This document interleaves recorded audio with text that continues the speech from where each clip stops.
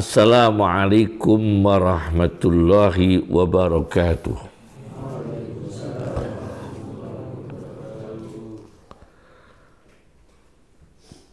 Ibnu Athaillah As-Sakandari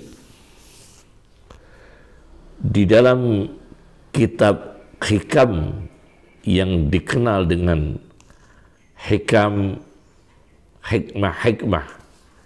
Hikam itu jamak dari kata hikmah.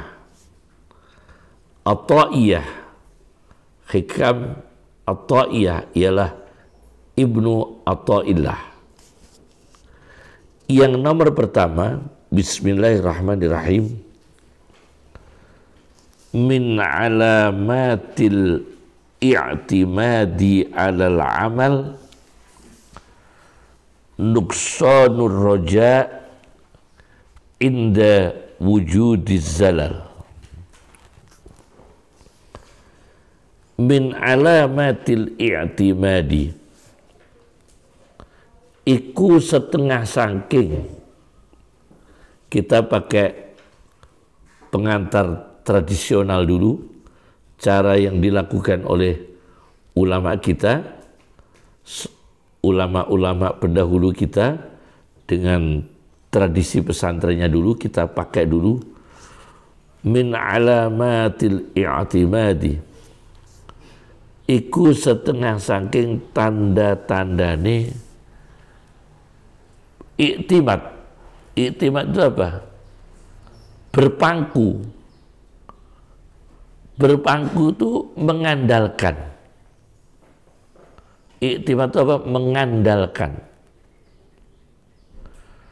Orang Jawa menyebutnya itu nyagrno. Lebih sederhana lagi, orang Jawa nyebutnya itu ngendel-ngendelno. Lebih sederhana lagi, orang Jawa mengatakan nyagrno. Nyagrno, ngendelno, ya, alal amali, ngatasi amal. Yakni orang beramal nyagrno amali, membanggakan amalnya. Nuqsanur rojai utawi kurange ono harapan, utawi kurange ono harapan. Harapan itu apa? Terkait ampunan Allah, harapan maghfirah, harapan rahmat Allah, harapan diberi keringanan oleh Allah. Itu harapan, roja. Berkurang karena ketika itu amalnya sedikit dan ada kesalahan. Inda wujudiz zalali, ing dalam sandingi wujude kepleset, kesalahan. Inda wujudiz zalali, ing dalam sandingi anane kepleset. Di antara tanda-tanda orang berpangku pada amal, artinya apa? Orang itu hanya membanggakan amalnya. Tandanya apa? Ketika dia dosa, dia terus sedih. Sedihnya itu tidak ingat maghfirahnya Allah. Kalau sedih atas dosanya, betul, benar.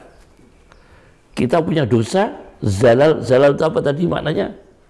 Kepleset atau kesalahan.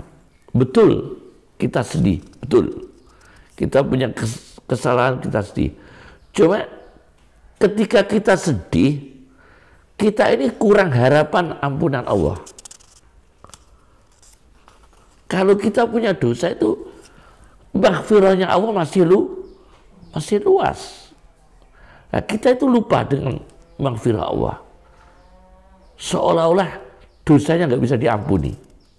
Ini akhirnya kalau seperti ini, orang was-was dalam sholat. Was-was dalam sholat. Was-was dalam wudu.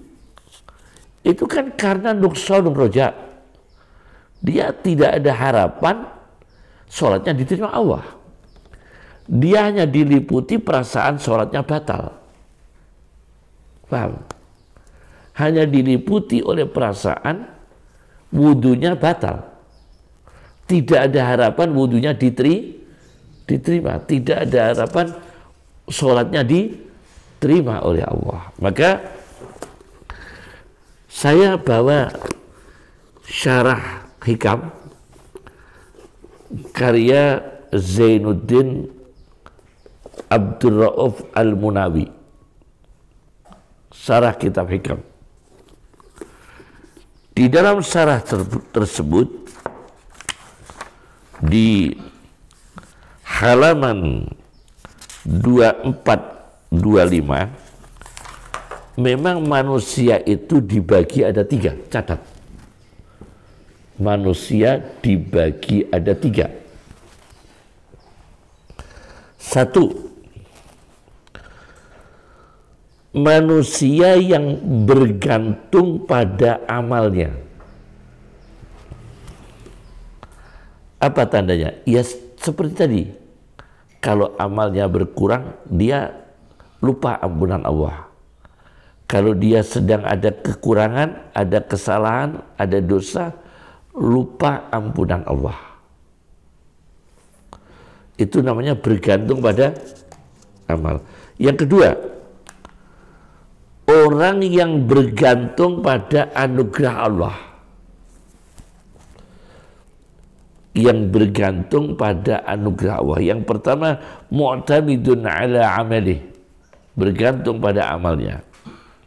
Yang kedua, mu'tamidun ala fadlillah, bergantung pada anugerah Allah. Tandanya apa? Tulis tandanya. Ketika suka dan duka kembali pada Allah. Karena apa? Karena dia bergantung pada anugerah. Tidak bangga amalnya, tidak bangga dengan usaha ibadahnya. Tandanya apa? Ketika suka dan duka kembali pada Allah. Wa alamatuhu ayyaiba ilaihi fis sarra wad darra, keadaan gembira maupun menderita. Wat tabarri minal khawli wal quwwah, melepaskan diri, tidak merasa punya daya, tidak merasa punya kekuatan. Itu yang kedua. Yang ketiga, bergantung pada pembagian Allah sejak dulu, ketika dia belum wujud.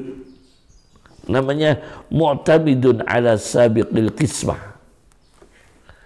yaitu bergantung pada, yang ketiga apa? Bergantung pada pembagian Allah.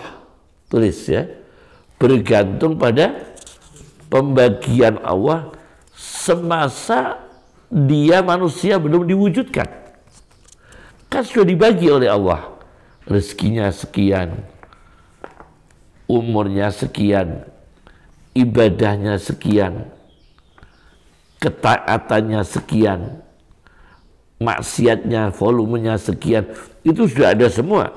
Nah, dia bergantung pada kismah, pembagian Allah.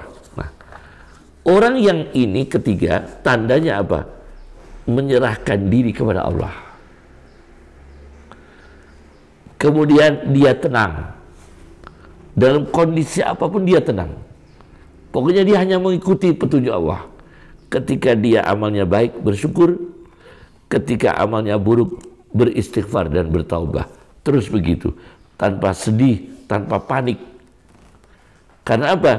Dia bergantung pada pembagian Allah. Yang ketiga apa? Bergantung pada pembagian Allah sejak dia belum diwujudkan oleh Allah. Nah, orang seperti ini di dalam kitab Syarah Hikam Muhammad Abdul Rauf Al-Munawi, Ad-Durarul Jauhariyah fi Syarhil Hikam Al-Ata'iyah. Ya. Ini orang bal yakunu daimal bisri, gembira terus, langgeng gembiranya, gembira, ekspresi luar gembira, meskipun dia sedih dengan dosa, tapi bisa gembira. Karena apa? Dia mengikuti, ini semua sudah takdir Allah. Kalau saya dosa, segera bertobat, istighfar, bertobat, tidak mengulangi. Kalau saya baik, maka saya bersyukur, menambah kebaikan. Bal yakunu daimal bisri. Orang ini langgeng gembiranya. Mutawasil al-ahzan. Sambung menyambung kesedihannya. Nah, ini ada dua tema. Daimal bisri, langgeng gembira terus. Mutawasil al-ahzan. Sambung menyambung ahzan, jamu hazanin. Sambung menyambung kesedihannya. Ternyata teori ini saya baca di dalam kitab Asy-Syama'ilul Muhammadiyah karya Imam Tirmidzi dengan sarahnya Al-Mawahibul Laduniyah karya Syekh Ibrahim bin Muhammad Al-Bajuri, ulama besar Al-Azhar. Kitabnya Asy-Syama'ilul Muhammadiyah karya Imam Tirmidzi, Abu Isa Muhammad bin Isa At-Tirmidzi, dengan syarahnya Al-Mawahibul Laduniyah yang karya Imam Ibrahim bin Muhammad Al-Bajuri. Di dalam kitab tersebut di halaman 564, hadis nomor 351, Rasulullah itu daimal bisri, langgeng gembiranya. Jadi hikam ini benar. Hikam mengatakan jangan bergantung amal, nanti sedih. Orang was-was itu kan sedih, yang mana? Karena dia merasa tidak diterima oleh Allah. Maka dia sedih, ketika wudu sedih. Orang was-was dalam sholat, itu selama sholat dia sedih. Padahal teori Nabi daimal bisri, langgeng gembiranya. Daimal bisri, langgeng gembiranya. Ini hikam, ada unsur psikologinya. Kitab hikam ini bukan hanya tasawuf, tapi melebar ke ilmu psikologi. Daimal bisri, langgeng kegembiraannya. Di sini penafsirannya Imam Bajuri, talaqatul wajhi wa basyashatuhu. Rasulullah berseri-seri wajahnya, ramah wajahnya. Zahiran, secara ekspresi zahir, ma'an nas. Meskipun dalam batinnya banyak kesedihan, memikirkan umatnya, memikirkan perang, memikirkan dakwah, memikirkan fakir miskin, memikirkan yatim piatu, mutawasil ahzan. Jadi kalau di kitab Tirmidzi, di kitab Asy-Syama'ilul Muhammadiyah, daimal bisri, langgeng gembiranya Rasulullah. Kemudian saya baca di dalam kitab Al-Mu'jamul Kabir At-Tabarani. Ini sebuah kitab Mu'jamul Kabir At-Tabarani ini lengkapnya 25 jilid, tapi hilang beberapa jilidnya. Kami punya kitab tersebut tapi tidak lengkap jilidnya ini. Kabar yang saya terima, beberapa jilidnya itu manuskripnya hilang di Eropa, kalau tidak salah di Jerman atau di Prancis. Beberapa jilid itu naskahnya belum ditemukan, masih kalau tidak di Jerman, di Prancis. Nah, ini kitab Mu'jamul Kabir At-Tabarani, hadis. Ternyata di dalam hadis ini saya temukan di jilid 22, halaman 156, karena Rasulullah Shallallahu Alaihi Wasallam mutawasil al-ahzan. Rasulullah itu sambung menyambung kesedihannya, daimal fikrah, langgeng berfikirnya, laisa lahu rahah, hampir tidak pernah istirahat, la yatakallamu fi ghairi hajah, tidak bicara yang tidak diperlukan. La yatakallamu fi ghairi hajah. Artinya Rasulullah itu secara kejiwaan dia punya sedih.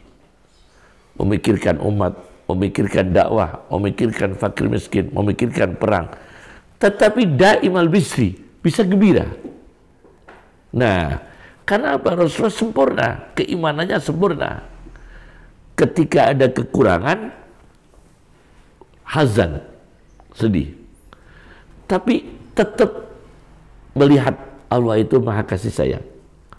Allah itu maha mengampuni. Lupakan was-was wudhu, lupakan was-was sholat. Sudah, langsung saja wudhu, satu kali saja. Langsung saja takbir satu kali saja. Ingatlah, Allah itu mengampuni. Ingatlah, Rasulullah itu langgeng gembiranya. Langgeng gembiranya. Supaya tidak membanggakan amalnya. Tidak membanggakan usaha wudhunya. Tidak membanggakan usaha takbirnya. Yang dicampuri, terkontaminasi dengan was-was. Nah, paham ya? Jadi mutawasil al-ahzan, sambung menyambung kesedihan, tapi daimal bisri di kitab Syama'il Muhammadiyah karya At-Tirmidzi. Gembiranya langgeng. Sedihnya ya tetap sedih ada, gembiranya tetap. Itu Rasulullah Shallallahu Alaihi Wasallam. Nah, sebagai penutup, mengandalkan amal itu bahaya sekali. Saya temukan dalam satu kasus yang ditulis oleh Dr. Said Muhammad bin Alawi Al-Maliki. Said Muhammad bin Alawi bin Abbas Al-Maliki dalam kitabnya Khosaisul Ummah Al-Muhammadiyah, atau nama lainnya Syaraful Ummah Al-Muhammadiyah. Nah, di dalam kitab tersebut di halaman 411, 412, 413 diceritakan oleh Rasulullah SAW mendapatkan cerita ini dari Jibril alaihissalam bahwa ada hamba Allah yang beribadah 500 tahun. Berapa? 500 tahun. Inna lillahi abdan min abidih abadallaha khamsa mi'ati sanah. Di antara hamba Allah ada seorang hamba yang beribadah 500 tahun. Ala ra'si jabalin, di puncak gunung, fil bahri, di tengah laut. Luar biasa, ibadah 500 tahun. Bahkan dia sudah memunculkan karamah. Karena ibadahnya itu Allah memberikan karamah. Apa karamahnya? Selama di sana dia tidak minum air asin laut, tapi Allah mengeluarkan mata air sumberan selebar jari-jari. Wa akhrajallahu ta'ala lahu ainan. Allah mengeluarkan untuknya mata air sumberan adbatan, airnya tawar, tidak asin, bi ardil isba', dengan selebar jari-jari. Luar biasa. Nah, kemudian berjalannya waktu, dia bercita-cita ingin mati keadaan sujud, memohon kepada Allah, ingin mati keadaan apa? Sujud. Fasa'ala rabbahu azza wa jalla inda waqtil ajal ayyakbidahu sajidan. Maka orang ini meminta kepada Tuhannya yang maha mulia dan maha agung ketika waktu ajal tiba untuk dicabut nyawanya dalam keadaan sujud. Dan dalam keadaan sujud itu, dan awet, sujud terus. Sujud terus dan tidak rusak fisiknya. Memohon kepada Allah, mati keadaan sujud. Wa alla yaj'ala lil ardi wala li syai'in yusiduhu alaihi sabilan. Dan memohon kepada Allah jangan sampai fisiknya, tubuhnya dimakan tanah atau dirusak yang lain. Hatta yab'asahu wa huwa sajid. Pinginnya besok kiamat dia bangkit masih keadaan sujud. Ibadahnya berapa tahun? 500 tahun. Ingin mati keadaan sujud. Sampai kiamat masih posisi sujud. Cita-citanya. Akhirnya dikabulkan oleh Allah. Fafa'ala. Allah mengabulkan permohonan orang tersebut. Apa yang terjadi? Besok pada hari kiamat terjadi dialog antara Allah dengan orang tersebut. Allah mengatakan, bawalah hambaku ini masuk surga, masukkan ke surga dengan sebab rahmatku. Orang ini membantah, Pak, karena kurang ilmu. Allah mengatakan besok di hari kiamat, bawalah masuk hambaku ini yang ibadahnya 500 tahun, masukkan ke surga. Sebab rahmatku, kata Allah. Masuk surga itu bukan karena amalnya, tapi karena rahmatku. Orang ini membantah. Fayaqulu Rabbi bal bi amali. Wahai Allah, bukan karena rahmatmu. Ini karena usahaku, karena amalku, karena ibadahku.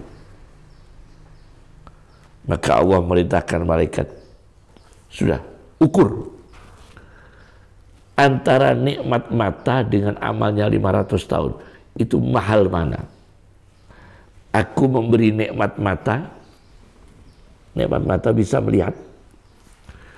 Dengan ibadahnya berapa? 500 tahun. Begitu diukur, maka nikmat mata ini mengelilingi nilainya, mengelilingi kekuatan anugerahnya, kebesaran anugerahnya, melebihi ibadah orang ini 500 tahun. Masih besar nikmat Allah, diberi karunia bisa melihat dengan mata yang sehat. Maka Allah kemudian mengatakan, bawa hambaku ini ke neraka. Bawa hambaku ini ke neraka, masukkan dalam neraka. Karena dia dikasih tahu oleh Allah masuk surga itu karena rahmat. Dia malah membantah. Karena apa? Amal saya. Bawa masuk orang ini masuk neraka. Akhirnya diseret orang ini. Fayujarru ilan nar. Orang ini diseret ke neraka. Orang ini memanggil-manggil, ya Allah Rabbi, birahmatika, adkhilnil jannah. Allah, saya ralat. Karena rahmatmu ya Allah, bukan karena amalmu. Masukkan aku ke surga. Walhasil pada akhirnya dia dimasukkan ke